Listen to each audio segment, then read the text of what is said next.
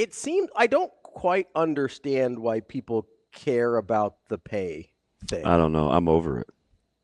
Like I need to probably get better at this if you want me to be more engaging on things that I think are pretty dumb. yeah.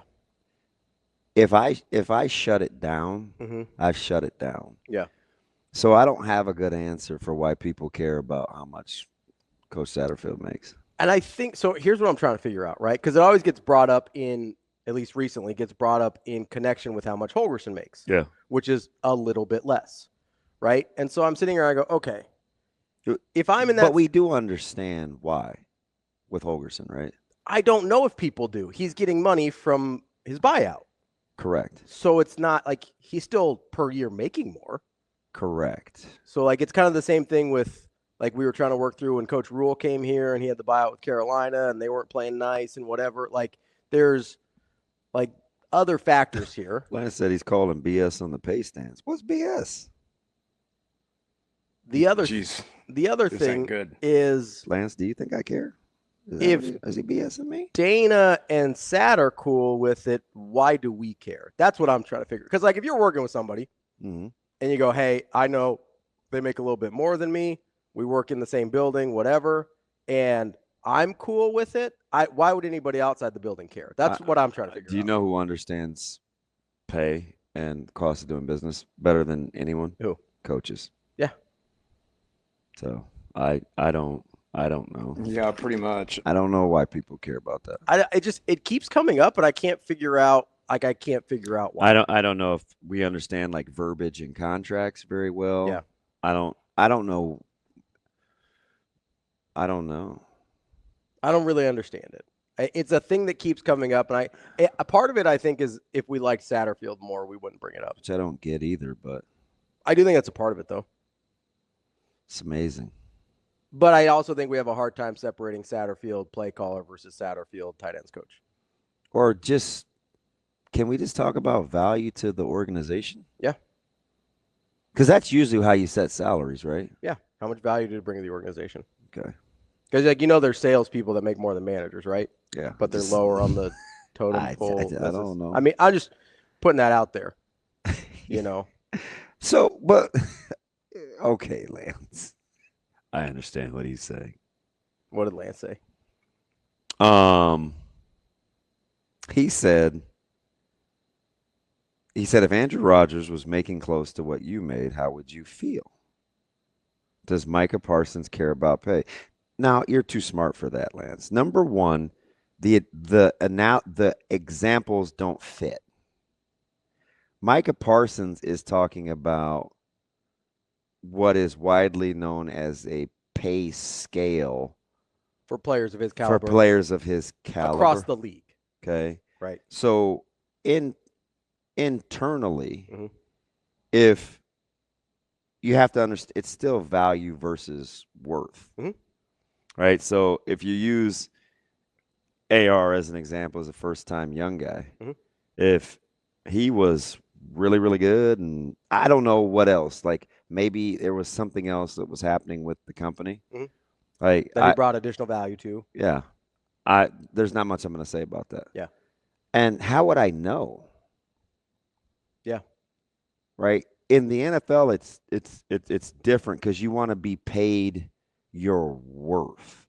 The reason that contracts are so important in the NFL to guys relative to who else at their position is getting it mm-hmm.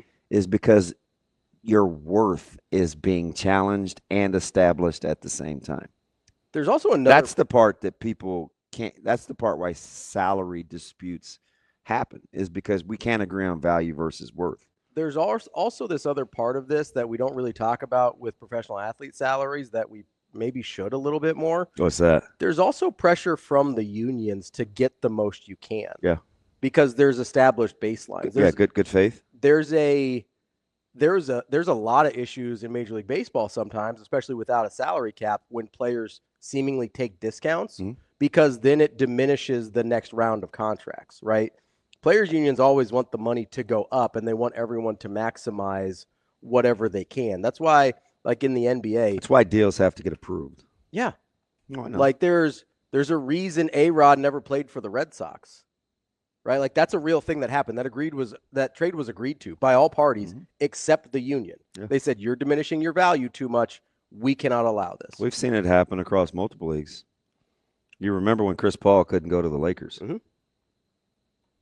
Like there is, like that's a part of this with salaries of players that we don't talk about a ton. Like the union puts pressure on them and their agents, even if they wouldn't do it independently, which most of them would.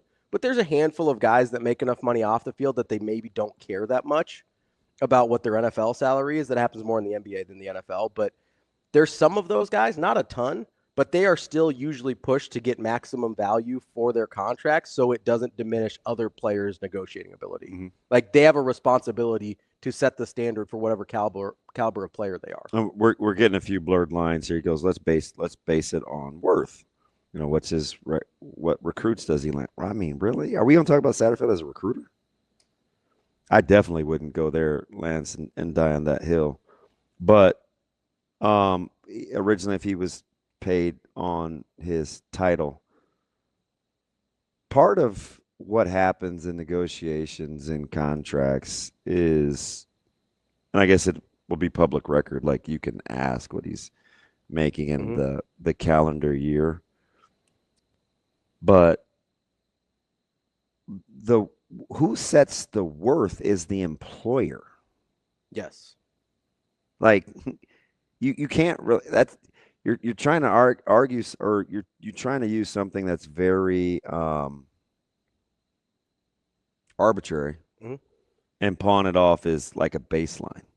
I don't know what Coach Satterfield is worth to Nebraska, but apparently it's what they're paying him, which ultimately I think begs the question, why do we care? Right? Isn't that where that's where my that's the original catalyst, right? Yeah, why do we care? Yeah, so that's the question you have to answer. It's not about the hypothetical business practice of how we would do business, because it's not in the same vein. Also, I don't like. Do we think that because Amazing Danner brought this up? I think it was him. Now you're just listen. You're just arguing to be arguing. You know how I am. Don't do it. I think it was him. There was comments went by pretty fast, but he's like, I think he thinks part of the reason people care is because he thinks we assume there's some cap on the money that is going to be spent on assistant coaches, and we think we aren't going to be able to pay someone else, right? Well, they still got Dana Holgorsen in the door, right? They got him for whatever they needed. Have we not looked at their staff? It's huge. How large that staff is? Yeah. Like if they need money for a coach, it's there. Yeah. Right. So that's the other thing. I think there is this thing in our head. So is it offset by the fact Nebraska's going to bust on the way down as a team? No, I'm dead serious, because this kind of stuff pisses me off. I know. Like, is it cool? Like, if they want to pay Sat 1.4, right? Mm-hmm. And you think he's $800,000 or whatever, man. Yeah. Is it cool that they're busting down and not flying? Save a little money. Save a little money. Is that good stewardship? You want them to bus to Illinois too? How many of those should we do? Not this year, but how many buses? My point is it's up to the entity to decide. Yeah. What the worth versus the value is. Here's the other thing that I struggle with. Like, what are we talking about? Here's the other thing that I struggle with this conversation is we tend there goes charging us $11 for a beer and reseating us so we can pay a tight ends coach. No, that's OMG. I'm telling you. Have you been to any games or anything? You're going to your room. Ever? You're going to your room. Because the $11 for a beer is kind of the cost of doing business. Oh, he's going to his room. Like, I don't know what to tell you. It just is. Unless you're going to our friends over at the Storm Chasers on a Thirsty Thursday, you're paying $11 for a beer. Man. That's what it is. Well, I mean, heaven forbid what we have done with stadium renovation. No, Lance, you're not paying $1.4 million for a tight ends coach. Let's convince yourself that you're paying it so you can make an outgoing call at the stadium when they upgraded the fiber optics. Do you feel better? God, it's like you just want something to bitch about, so you make it about the coach. Like, what about the other amenities that you're getting at the stadium when they put the kibosh on the stadium renovation project? Maybe that's what some of your dollars are going to. Here's my other question. So you can dial out. What? Here's or so they can have grass. I don't know, man. Doesn't have to be the coach's salary. It's the new grass fields. That's what the $11 beers are for. Fudge. Like what? See, we're just, man, I can't stand that. We just like to be miserable. We do. Here's the other thing that I don't totally understand about this is we seem to trust Coach Rhule pretty implicitly on just about everything else. I mean, for the most part, I don't really understand why this is the one thing. Like, if he finds value here. Because it's what we do. Do you know how many people are going to bitch and moan about a podcast? Yeah, probably a lot. Okay. Guess what? Just do you, man. Just do you. If we worry about every little major concern of what somebody's going to say or somebody's going to think, we're going to be like the rest of the 5 preceding coaches. Do what you do. Commit the most you can to winning, and let all the other hand-wringing and consternation go. That's it. Because there's always going to be this stuff. I mean, people are going to bitch and moan, oh, we're in season, and you should be focused on winning. Man, how do you know when he did the podcast? What if he banked them? What if he's been done? What if he's, like, highlighting a player? Like, we're already up in arms over things that, like, hasn't even happened yet. And our scope is too narrow. So here's I'm glad you brought that up. The scope, it's just too narrow. Because it has been doesn't mean it always will be. And we haven't won poop. So who cares? I also think there's I could see if he was bucking 20-year tradition of winning 10 games. Yeah. Like, but the coaches that didn't do podcasts didn't win either. So, like, WTH.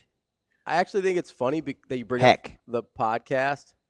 Because I just use that as an example because it drives me up the wall. No, I actually think there's a corollary here with the Satterfield thing. Because you brought it up. Our scope is too narrow, right?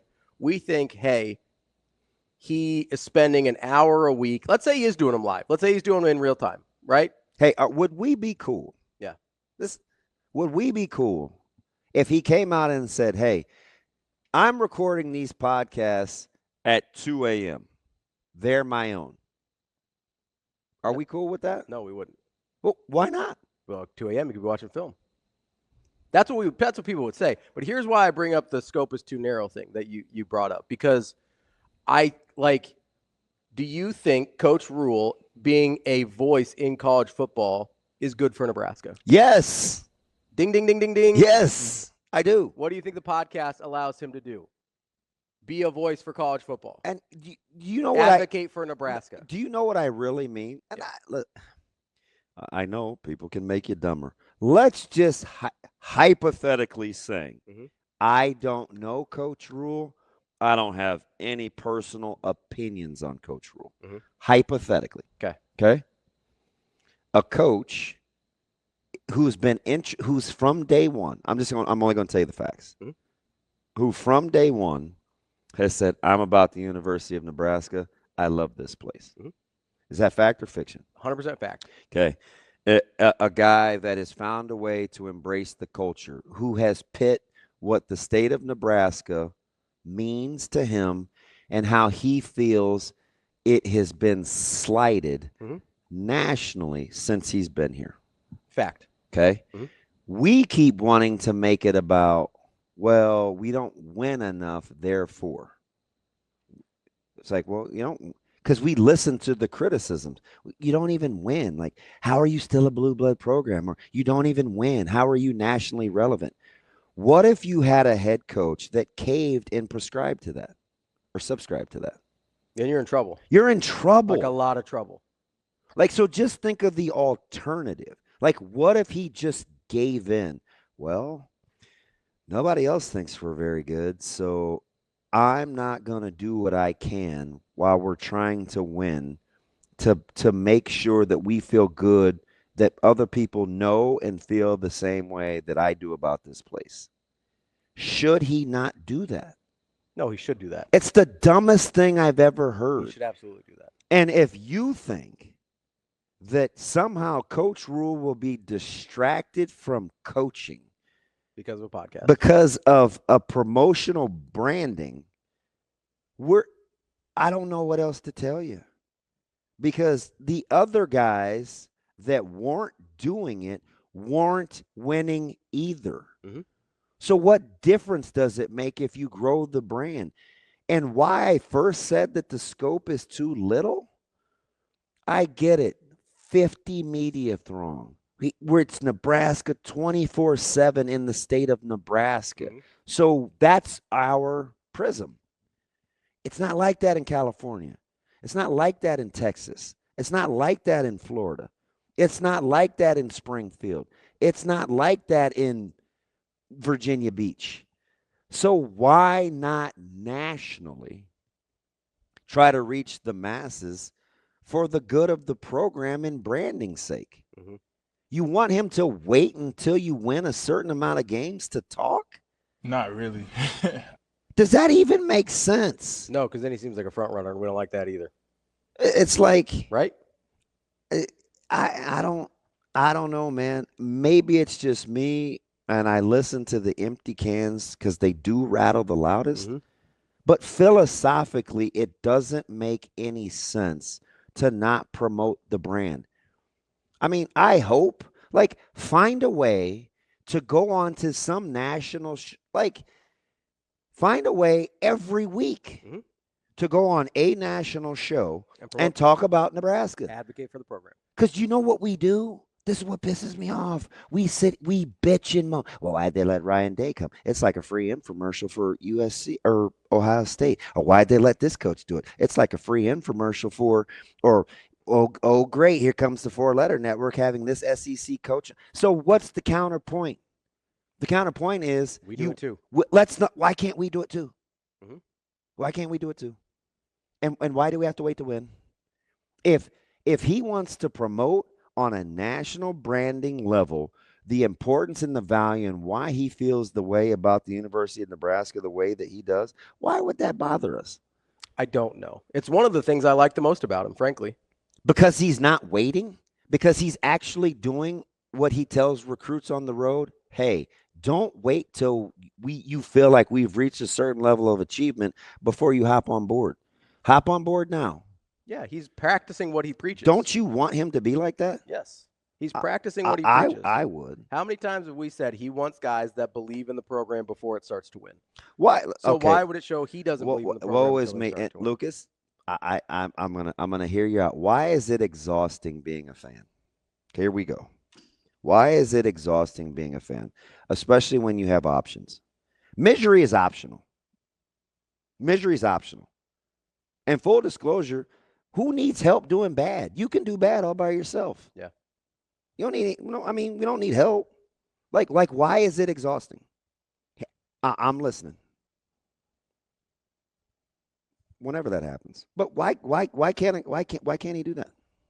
Here's where I think there is a corollary to the Satterfield thing in terms of the scope being too narrow, right? He's doing the podcast. We're like, oh, he hasn't won yet, whatever. He's advocating for the brand. He's not wasting time. This is a positive thing for the program. Do you think Android does fewer commercials because of what Apple's doing? No. Do any brands or good companies, do they do that? I mean, should Adidas take a backseat to Nike because they had Just Do It? Does Diet Pepsi not advertise because people like Diet Coke better? I don't understand. I don't understand. I think the thing that we miss with Satterfield is that it's entirely possible, and I don't know, I really don't. It's entirely possible that there is value that he brings to the organization that is not directly related to the position he coaches. Where I agree with you, and which is why I tried to nip it in the bud early. Mm-hmm. Like, that's the whole value versus the worth thing. Like, why are we trying to guess and speculate and hypothesize on what his worth is to that organization? Don't we have enough business to mind? Apparently we do not. I don't know, man. Maybe it's just me. But that's, I think, where you have to widen the scope a little bit, right? Is to ask yourself, if you're Coach Rhule, right? And because everybody's comes back to, well, why did he hire him in the first place? Like, if you're Coach Rhule and you're putting a staff together and you know the things you need to accomplish in order to turn a place around culturally, and you're going to say, hey, these are the guys that I want. And you sit there and you go, okay, am I going to sacrifice somebody who I think might be a better tactician, or am I going to take the guy that I know 100% can help me instill the culture that I need to instill here? And you pick, I mean, And that has a certain amount of value to him, right? What probably more value than we're giving credit for. You know what's funny too is I think a common perception. This isn't everybody, but this is a handful of people out there that like to kind of pass judgment and have our hands in other people's pockets. I think we know what it would take in terms of a price tag to be miserable. And I'm telling you, sure as I'm sitting here, no, you don't. Oh, I could be miserable. Oh, I could do that for X amount of money. Could you? Could you? I I don't know because I've seen a lot of guys quit that make a ton of money because they couldn't take the heat. Or they didn't like what came with it or whatever, right? So, Like those paychecks aren't free, right? Like they're getting paid that for a reason. it comes with a cost, right? And a lot of it is. You think those guys don't understand with that kind of earning power, you open yourself up for scrutiny? Yes or no? Yes. Okay. Yeah. So why do we think we know how much we could put up with, or assume we know how much we could put up with for a certain price tag? Yeah. It's easy to assume when you have no idea. Right? Right? I mean, really. When you have really no idea what it's like when it's not just, I mean, Coach Rhule talked about this with the time in Carolina, right? When you can't really go to the grocery store, where people are saying things to your wife and kids. Like, we don't know what that's like. But like the examples are endless, right? Whether it's your personal life too. You know, nobody has a buddy that's like, man, I don't make enough to put up with this. Like, how do you know? You're just so miserable. Yeah. It doesn't matter what you're making. Yeah, you could put almost any number on it, right? I had a buddy ask me, probably about a year ago. He goes, "Hey, how much would you need to be paid?" He's a very successful guy. "How much would you need to be paid to deal with X, Y, and Z?" And he kind of laid out a job situation for me. "Hey, I'm on call all the time. I'm doing this, whatever. These are my hours. I can kind of make my own schedule, but I'm never really off because I have to be available." I might need to leave Lucas alone. He works out 4 or 5 days. Lucas, listen, I'm not trying to make you mad. If you're one of these big yoke swole dudes that can like box and wrestle, I'm cool. I'm cool. Nah. But yeah, I'm cool because Lucas is probably younger than me. So he lays out this. I don't want no young lions. This whole thing for me. I need the old beat up dudes. And he gives me this example. He goes, "How much would you need to be paid to deal with that?" And I gave him my number, and he goes, "Oh, okay." And I know for a fact it was a lot less than he makes, and I think it was a very stark. A better way to ask the question is, what's a peace of mind worth? Sure. Do you know why most of us can't answer that question? Because we don't know. Because we seldom have had peace of mind. Yeah. That it's just the other way. Look at AJ. I get paid adequately to listen to Ravi and DB every day. Listen, you know what? I know one thing. I don't make enough money to support some of your cut-ups and clips that you put out on social media. I didn't make enough for that. AJ, how about that? Don't get me started. I may still need a ride too, so I better be nice. I don't want his fiance. You want to get the Lance on the phone? Me in the back seat. Is this Michigan Lance? No. Bulk Dog? Yeah. Yeah, let it rip. Lance, what's going on, bud? Lance, good morning. What's up, guys? How are you? I'm good, man. It depends. I liked you 10 minutes ago. We're wavering right now. I know. We're teetering, my guy. We're teetering. These last 30 years mean nothing. So. Good point. Good point. You get some grace. What's up, man? Now, why'd you have to put it like that, man? Now I got all soft again. Damn it. I know. Hey, you know what, though? You know what I think it is that I've been in some contract work before. Anytime you have published salaries, yeah, or you have someone negotiating on someone's behalf, whether you're an MC that has an agent in your guys' business, or you're Micah Parsons, you want to be paid with the same level that you're with. And so we can talk about enterprise value and how, what is the Big Ten standard for an offensive coordinator? And that's what you're going to get. That's not what we have anymore. And when I think about like you specifically, Damon, you always talk about how if I can lose with you, what does that mean? So, this. Oh, when I say, well, I haven't won with you. Yep, you haven't won with you. So I look at like who's making 1.4 as a position coach, and we got guys like Larry Johnson, and I think when Elijah Robinson was at A&M, he was getting a bag, and so when I see that salary on a position coach, and I see, I have friends that have been season ticket holders for, multiple generations that are like, hey, I'm going to give it my seats when Dannon receipts us. I think about like, hey, what are we doing to make sure we're being, judicious with how we're spending our money? And I think of everything that Rhule's done, this is the one thing where I can look and see, like, we've had coaches push coaches out before. I think you and I both know that. And so under the table, push guys out, say, hey, man, we need you to go find a job. Mm-hmm. And so it's just weird to me that at Larry Johnson money, we had a tight ends coach, and, we had people that are like, hey, I'm going to give up seats that my family's had for 80 years or whatever it is. Do you think that's to pay coaches? Do you think that's to pay coaches' salaries, or how do you discern? How do you discern what the money is actually, or you don't want to get into like the semantics of it? What if it's for grass? It's a pot of money, right? Sure. Whether it's for grass, for coaches, for students, I think people would be more on board with saying like, hey, let's give $700,000 to the student athletes than let's pay the tight ends coach who is currently our coach $1.4 million. So, or let's go pay for a guy that has the connections that an Elijah Robinson has. So let me ask you this. LB. So hypothetically, and he wouldn't do this, but like if Dannon called Neil Hawks, right, and he's like, hey, Neil, man, you just killed your 7th buffalo. I know you're out here living off the land. Love what you do.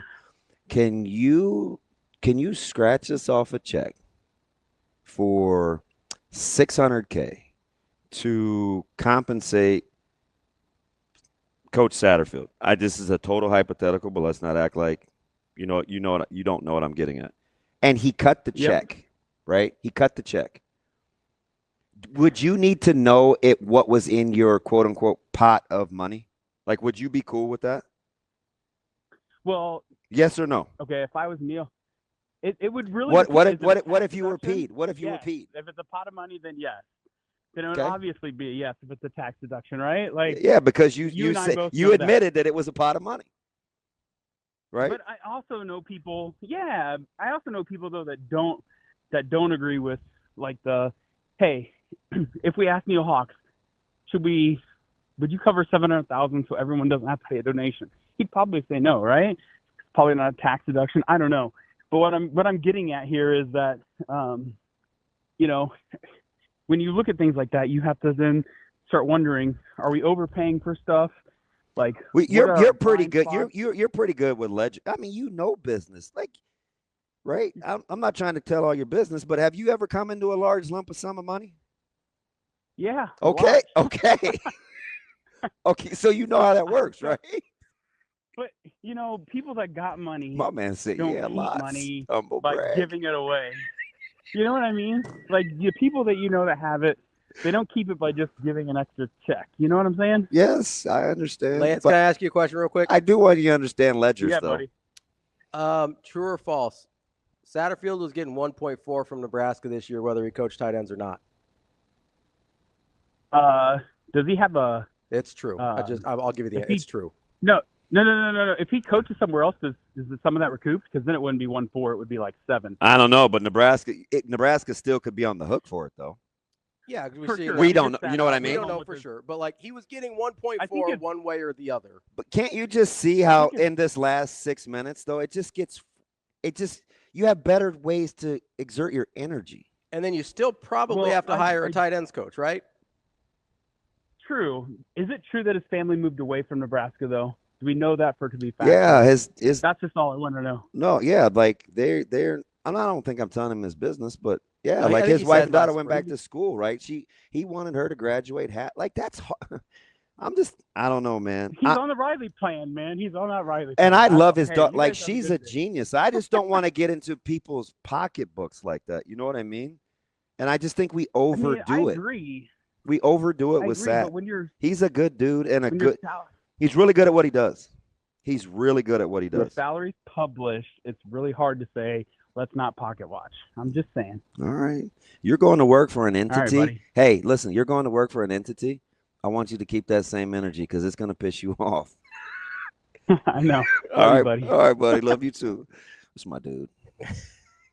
Again, that's the guy that's way different on the phone than he is on the internet. I'm telling you, the dude is cooler than a fan. That's fine. Be cool on the internet then too. That's all I'm saying. I just want you to be the same both places. That's all. Keep the same energy. I like talking to him on the phone. You can tell he's smart. I know he's very smart, and he's much more thoughtful when we're talking to him in person. Maybe it's just hard. You just have to ask the right questions. Fair.